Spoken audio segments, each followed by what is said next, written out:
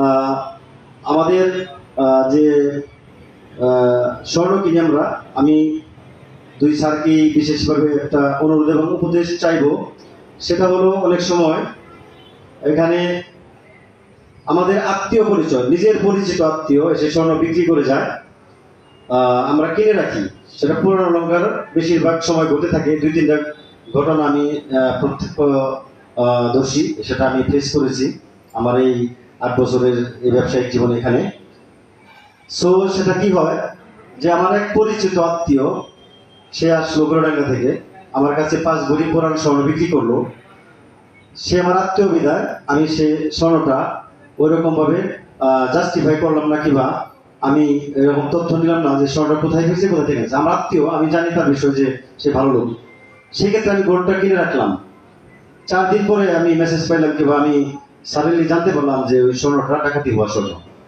এরকম ঘটনা ঘটেছে। যাই হোক, তখন এই আইনটা হলো বাংলাদেশে, যে যখন যার কাছে লাস্টে স্বর্ণটা বিক্রি করে পাবে, সে অপরাধী, সে ডাকাত দলের সদস্য হিসেবে গণ্য হয়। সেক্ষেত্রে এই বিষয়টা স্যার কি করণীয় এবং আমরা কি করলে এই বিষয় থেকে পরিত্রাণ পাবো, সেটার যথাযথ একটা আমাদের দিক নির্দেশনা এবং উপদেশ দিবেন। আমরা ইনশাআল্লাহ যেন এরকম বড় প্রবলেমে ব্যবসায়ীরা ক্ষতিগ্রস্ত না হয় এবং এরকম প্রবলেম ফেস না করি। ধন্যবাদ আপনাদের সকলকে আমার অতিরিক্ত কথা শোনার জন্য। আল্লাহ হাফেজ, সবাই ভালো থাকবেন।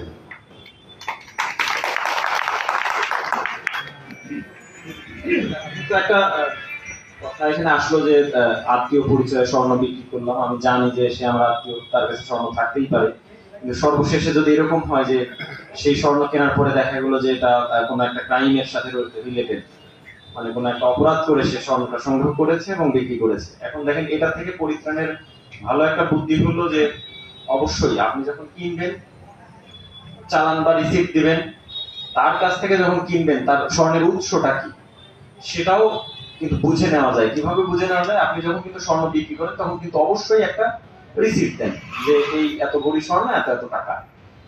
আপনারা যদি একটু শক্ত হয়ে যান, সেই রিসিপ্টটা তারা সংরক্ষণ করতে তখন বাধ্য হবে ভবিষ্যতের জন্য।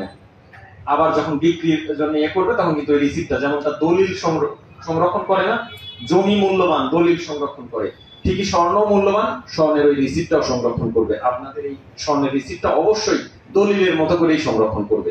কারণ যখন কেউ কিনবে না, উইদাউট রিসিপ্ট কেউ কিনবে না, তখন সে বাধ্য হবে যে আমি যেটা ক্রয় করেছি সেই ক্রয় রসিদটা আমার কাছে আছে, আমি যখন বিক্রি করব তখন মানে এই যে বিক্রি কিনবে তার কাছে ওই ক্রয়ের রসিদটা দেখায়, তারপরে বিক্রি করতে পারবে।